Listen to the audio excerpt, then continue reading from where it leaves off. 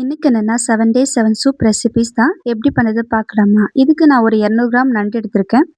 நண்டோட கால மட்டும் தனியா எடுத்து வச்சிருக்கிறேன். மீதம் இருக்கிற நண்டோட பெரிய கால், அதுக்கப்புறம் நண்டோட சதைய நம்ம இடிச்சு எடுத்துக்கலாம். அப்பதான் சாறு நல்லா ஊறும். இப்போ இதுக்கேத்த மசாலாவ அரைச்சுக்கலாம். 1/2 ஸ்பூன் சீரகம், 1/2 ஸ்பூன் சோம்பு, 1/2 ஸ்பூன் மிளகு சேர்த்து மிக்ஸியில ஒரு அடி அடிச்சுக்கலாம். மிளகு, சீரகம் அரைஞ்சதும் 10 பல்லு பூண்டு, 1 துண்டு இஞ்சி, 1/2 பச்சை மிளகாய், அப்புறம் ஒரு மீடியம் சைஸ் வெங்காயம், ஏற்கனவே தனியா எடுத்து வச்சிருக்க நண்டோட காலும் சேர்த்து மிக்ஸியில கொரகொரப்பா அரைச்சு எடுத்துக்கலாம். இப்போ கொஞ்சமா எண்ணெய் விட்டு கருவேப்பிலை, அரைச்சு வச்ச பேஸ்ட்டை சேர்த்து நல்லா வதக்கிக்கலாம். அடிகனமான பாத்திரம் இருந்தா மசாலா கருகாம இருக்கும். மசாலாவோட பச்சை வாசனை போனதும் ஒரு பெரிய சைஸ் தக்காளியை பொடி பொடியா அரிஞ்சு அதையும் சேர்த்துக்கலாம். கூட கொத்தமல்லி தழையும் சேர்த்தாதான் உங்களுக்கு அந்த வாசனை கிடைக்கும். கொஞ்சமா உப்பு சேர்த்து தக்காளி நல்லா குழையிற அளவுக்கு வதங்கலாம். தக்காளி வதங்கினதும் கொஞ்சமா மஞ்சள் தூள், கொஞ்சம் மிளகாத்தூள் சேர்த்துக்கணும். அதிக மசாலா தேவையில்லை. இப்போ இடிச்சு வச்ச நண்டு சேர்த்து ஒரு 2 நிமிஷம் வதங்கினதும் 1/2 லிட்டர் தண்ணி சேர்த்து உப்பு காரெல்லாம் செக் பண்ணிட்டு நீங்கள் குக்கரில் ஒரு 3 விசில் விட்டு விசில் போனதும் ஆறுனதும் வேற பாத்திரத்தில் மாற்றிக்கலாம். நாட்டு நண்டில் செஞ்சாலும் இன்னும் நல்லா இருக்கும். மழைக்கால நேரத்தில் இந்த மாதிரி நண்டு சூப்லாம் செஞ்சு கொடுத்தீங்கன்னா சீக்கிரமாக சளி, இருமல் அந்த மாதிரியான விஷயங்கள்லாம் சீக்கிரம் சரியாகும். நண்டு கிடைக்கும்போது இந்த மாதிரி சூப் ஒரு முறையாவது செஞ்சு சாப்பிடுங்க. குழந்தைங்களுக்கு ரொம்பவும் பிடிக்கும்.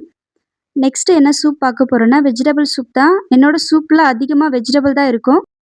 வாங்க எப்படி செய்றது பார்க்கலாம். ஒரு பேன்ல கொஞ்சமா பட்டர் சேர்த்து பொடியா நறுக்கின இஞ்சி, பூண்டு, பச்சை மிளகாய் சேர்த்து வதங்கினதும் அது கூடயே பொடியா நறுக்கின வெங்காயத்தை சேர்த்து நல்லா வதக்கி விட்டுக்கலாம்.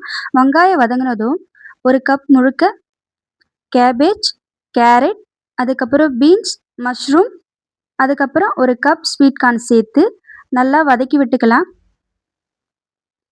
காயெல்லாம் வதங்க கூடயே உப்பு சேர்த்து வதக்கி விட்டுக்கலாம். காய் நல்லா வதங்கினதும் ஒரு 1/2 லிட்டர் போல் தண்ணி சேர்த்துக்கலாம். உங்களுக்கு எவ்வளோ தண்ணி வேணுமோ அதுக்கேற்ற போல் சேர்த்துக்கோங்க. இப்போ கூடவே கொத்தமல்லி தழை தூவிக்கலாம். ஏன்னா அப்போ தான் உங்களுக்கு அந்த சூப்போட டேஸ்ட் உங்களுக்கு நல்லா கிடைக்கும். வெஜிடபிள் வெந்ததும் இது கூட பெப்பர் சேர்த்துக்கலாம். அது கூடயே கார்ன்ஃப்ளவர் அதாவது சோள மாவு சேர்த்து நல்லா தண்ணி சேர்த்து கலந்து விட்டுக்கலாம். இப்போ உங்களுக்கு தேவையான அளவுக்கு சேர்த்துக்கங்க. நான் கொஞ்சமாக தான் சேர்த்துருக்கேன். எனக்கு அவ்வளோ திக்காக தேவையில்லை. நான் 1 ஸ்பூன் போல் கார்ன்ஃப்ளவர் சேர்த்துருக்கேன். அவ்வளோதான், வெஜிடபிள் சூப் ரெடி ஆயிடுச்சு. வெஜிடபிள் விரும்பி சாப்பிட்றவங்களுக்கு இந்த மாதிரி செஞ்சு கொடுங்க. அடுத்ததாக பார்க்க போகிற சூப் பார்த்தீங்கன்னா ராகி வெஜிடபிள் சூப் தான். இதில் ராகி மாவு சேர்த்து நம்ம பண்ணுவோம். இது எப்படி பண்ணது பார்க்கலாம் வாங்க. 1 ஸ்பூன் பட்டர் சேர்த்து அது கூடயே பொடியா நறுக்கின பூண்டு, இஞ்சி, அது கூட பொடியா நறுக்கின வெங்காயத்தை சேர்த்து நல்லா வதக்கி விட்டுக்கலாம். இப்போ நமக்கு தேவையான வெஜ்ஜிஸை சேர்த்துக்கலாம். நான் கேபேஜ், கேரட், அதுக்கப்புறம் ஸ்வீட் கார்ன், பீன்ஸ் சேர்த்துருக்கேன். இது கூடயே தேவையான உப்பு அண்ட் பச்சை மிளகாவும் சேர்த்து நல்லா வதக்கி விட்டுக்கலாம். வெஜிடபிள் நல்லா வதங்கினது அது கூட கொத்தமல்லி தழை தூவி ஒரு 1/2 லிட்டர் போல் தண்ணி சேர்த்து நல்லா வேக வச்சுக்கலாம். வெஜிடபிள் வந்ததும் நம்ம ராகி மாவை நான் இது 1/2 ஸ்பூன் எடுத்திருக்கேன். நல்லா கலந்ததும் முழுசும் சேர்த்துக்கலாம். அப்போ தான் டேஸ்ட்டு உங்களுக்கு நல்லா இருக்கும். ராகி சூப் என்னோட ஃபேவரட் லிஸ்ட்டில் ஒன்று. ஏன்னா நல்லா இருக்கும் சாப்பிடவே உங்களுக்கு. இப்போ காயெல்லாம் வெந்தாச்சு. இப்போ பெப்பர் தூவி இதை நம்ம ஒரு பவுலில் மாற்றிக்கலாம். குழந்தைங்களும் ரொம்ப விரும்பி சாப்பிடுவாங்க. நீங்கள் எப்போயாவது டைம் இருந்தால் செஞ்சு கொடுங்க. நெக்ஸ்ட் நம்ம பார்க்க போகிறது முருங்கைக்கீரை சூப். இது உங்களோட இம்யூனிட்டியை பூஸ்ட் பண்ணவும் எலும்பு சம்மந்தப்பட்ட பிரச்சனைகளை சரி பண்ணவும் இந்த முருங்கைக்கீரை உதவும். நீங்கள் வாரத்துக்கு ஒரு முறையாவது முருங்கைக்கீரையை உங்களோட சாப்பாட்டில் சேர்த்துக்குங்க. நான் இன்னைக்கு சூப் தான் பண்ண போகிறேன். இதுக்கு கழுவி சுத்தம் பண்ண முருங்கைக்கீரையும், பெரிய சைஸ் வெங்காயம், பெரிய சைஸ் தக்காளி, அது கூட ஒரு 5 பல்லு பூண்டு, சீரகம், கல்லுப்பு, அது கூட ஒரு 2 பிஞ்ச் மஞ்சள் தூள், மூடிய பாதி அளவுக்கு மூடி முருங்கைக்கீரையை நல்லா வேக வச்சு எடுத்துக்கணும். முருங்கைக்கீரை நல்லா வெந்துடுச்சு. இப்போ இதை ஆறட்டும். சாரெல்லாம் நல்லா இறங்கி வந்திருக்கு. இப்போ இதை நம்ம அரைச்சிக்கலாம். அரைக்கும் போது கொத்தமல்லி தழை, அப்புறம் ஒரு துண்டு இஞ்சி, 2 பல்லு பூண்டு சேர்த்து அரைச்சிக்கலாம். அரைச்ச முருங்கைக்கீரையை நம்ம வடிகட்டி எடுத்துக்கலாம். அதே பாத்திரத்தில் முருங்கைக்கீரை சாறை சேர்த்து சூடு பண்ணிக்கலாம். சூடு பண்ணும்போது பெப்பர் சேர்த்து நல்லா சூடு பண்ணி எடுத்துக்கலாம். குழந்தைங்களுக்கு டீ, காஃபி பழக்கப்படுத்தாமல் இந்த மாதிரி சூப் வகையாக வச்சு செஞ்சு கொடுங்க. ஆரம்பத்தில் சாப்பிட மாட்டாங்க. அதை நீங்கள் பழக்கப்படுத்திட்டு அவங்க ரெகுலராக கேட்க ஆரம்பிச்சிருவாங்க. அடுத்ததாக வாழைத்தண்டு சூப் தான் பார்க்க போகிறோம். வாங்க எப்படி செய்து பார்க்கலாம். வாழைத்தண்டு சூப் எனக்கு ரொம்பவே பிடிச்சிருந்தது. இங்க வாழைத்தண்டுல அதிகமான நார் இருக்கும். நீங்க சுத்தம் பண்ணவே உங்களுக்கு நார் வந்துட்டே இருக்கும். எந்த அளவுக்கு நார் எடுக்க முடியுமோ, அப்பதான் உங்களுக்கு பொரியல்லாம் பண்ணா ரொம்ப நல்லாருக்கும். பட் நம்ம சூப் தானே பண்ண போறோம். அந்த அளவுக்கு நமக்கு பயப்பட தேவையில்ல. வாழைத்தண்டுல இருக்கிற நாரெல்லாம் எடுத்ததும், நம்ம சின்ன சின்ன துண்டுகளா கட் பண்ணி, தண்ணீல கழுவி உடனே எடுத்துக்கணும். இல்லன்னா சாரெல்லாம் மொத்தம் தண்ணீலயே கலந்துடும். இது கூட வெங்காயத்தாள் சேர்த்து சமைச்சா இன்னும் சூப்பரா இருக்கும். வாங்க எப்படி பண்ணத பார்க்கலாம். இதுக்கு 1 ஸ்பூன் பட்டர் சேர்த்து பொடியா நறுக்குன வெங்காயம், அது கூட ஒரு 2 துண்டு இஞ்சி, 10 பல்லு பூண்டு, அதுக்கப்புறம் ஒரு 1/2 பச்சை மிளகாய் சேர்த்து நல்லா வதக்கி விட்டுக்கலாம். இப்போ நம்ம கட் பண்ணி வச்ச வாழைத்தண்டு சேர்த்து, அதையும் நல்லா வதக்கி விட்டுக்கலாம். இது கூட கொஞ்சம் உப்பு சேர்த்து நல்லா வதங்குனதும்,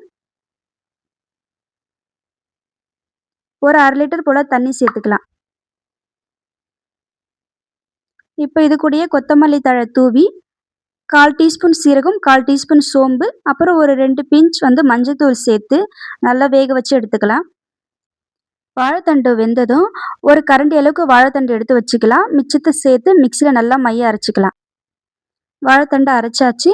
இப்போ ஒரு பேன்ல கொஞ்சமா பட்டர் சேர்த்து, பொடியா நறுக்கின வெங்காயத்தாள் சேர்த்து வதக்குனதும், நம்ம ஏற்கனவே இறுத்து வச்சிருக்கோம்ல வாழைத்தண்டு தண்ணி, அதோடயே சேர்த்துக்கிட்டு, நம்ம அரைச்சு வச்ச பேஸ்ட்டையும் சேர்த்து, தேவையான அளவுக்கு தண்ணி சேர்த்து நல்லா கலந்து விட்டதும், 1 ஸ்பூன் சோள மாவு, அதாவது கார்ன்ஃப்ளவர் தண்ணீல சேர்த்து கலந்து வச்சிருந்தேன். இப்போ சூப் திக்கா இருக்கிறதுக்காக இந்த கார்ன்ஃப்ளவர் தண்ணிய கொஞ்சம் கொஞ்சமா சேர்த்து கட்டிப்படாம கலந்து விட்டுக்கலாம். இந்த ஸ்டேஜ்ல தேவையான அளவு உப்பும், 1/2 டீஸ்பூன் பெப்பர் சேர்த்து கலந்து விட்டது ஒரு கொதி வந்ததும், நம்ம வேற பவுல்ல மாத்திக்கலாம். இதோட வறுத்த கார்ன்ஃப்ளேக்கும் சேர்த்து சாப்பிட்டு பாருங்க. சூப்பரா இருக்கும். நம்ம அடுத்ததா பார்க்க போற சூப் சுக்கீனி சூப் தான். இது பார்க்க வெள்ளரிக்காய் போல இல்லாமயும், சுரைக்காய் போல இல்லாமயும் இருக்கும். நான் இன்னைக்கு எல்லோ கலர் சுக்கீனி தான் எடுத்திருக்கேன். இது கிரீன் கலரும் இருக்கும்.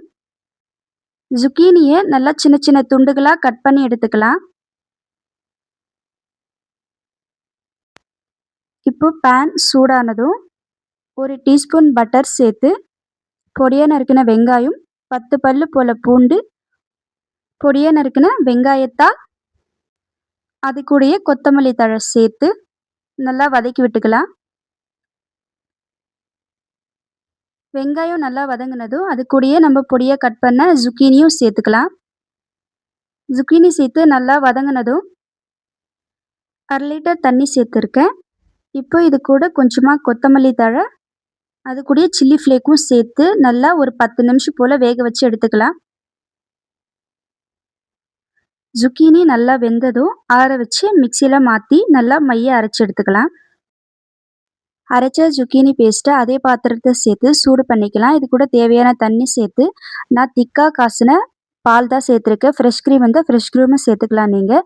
இது கூட பெப்பர், அதுக்கப்புறம் வெங்காயத்தாள் சேர்த்து சூடானதும் உடனே நம்ம ஸ்டவ் ஆஃப் பண்ணிடணும். இப்போ இது ஒரு பவுலில் மாற்றிக்கலாம். மீதம் இருந்த zucchiniயை மசாலா சேர்த்து ஃப்ரை பண்ணி எடுத்திருக்கேன். சுக்கீனியில் ஃப்ரெஷ் க்ரீம் சேர்க்கறதுனால இனிப்பாக இருக்கும். அதனால கூடுதலாக பெப்பரும் சில்லி ஃப்ளேக்கும் சேர்த்துக்கிறதுனால ஸ்பைஸாக சாப்பிட்றவங்களுக்கும் விரும்பி சாப்பிடுவாங்க. அடுத்ததாக நம்ம பார்க்க போகிறது சிக்கன் சூப் தான். எப்படி செய்யுதுன்னு பார்க்கலாம் வாங்க. முதல்ல இதுக்கான மசாலா 1/2 டீஸ்பூன் சீரகம், சோம்பு, மிளகு மிக்சியில் சேர்த்து நல்லா அரைச்சி எடுத்துக்கலாம்.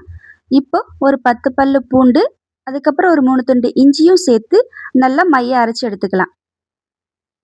இப்போ இஞ்சி பூண்டு மசாலா ரெடி ஆனதும், ஒரு அடிகனமான பாத்திரத்துல கொஞ்சமா எண்ணெய் சேர்த்து, அது கூட ஒரு வெங்காயம் பொடியா நறுக்கி சேர்த்துருக்கேன். வெங்காயத்தோட கொஞ்சம் உப்பு சேர்த்து நல்லா வதக்கிக்கலாம். இப்போ அரைச்சு வச்ச மசாலா பேஸ்ட்டும் சேர்த்து நல்லா பச்சை வாசனை போகிற வரைக்கும் வதக்கி எடுத்துக்கலாம்.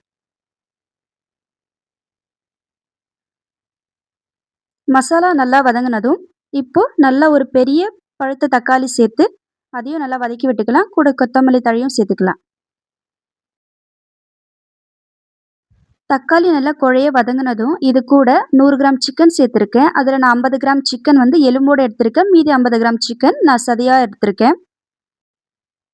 சிக்கன் சூப்புக்கு எலும்பு கறி அதிகமாக சேர்க்கும் போது சூப்போட டேஸ்ட் இன்னும் அதிகரிக்கும்.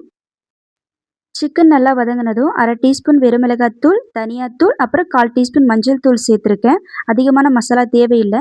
இப்போ இது கூட ஒரு 1/2 லிட்டர் போல் தண்ணி சேர்த்து உப்பு காரம்லாம் செக் பண்ணிக்கோங்க. இது கூடயே கொத்தமல்லி தழையும் சேர்த்துக்கலாம். இப்போ குக்கரை மூடி போட்டு 3 விசில்ஸ் விட்டு எடுத்துக்கலாம்.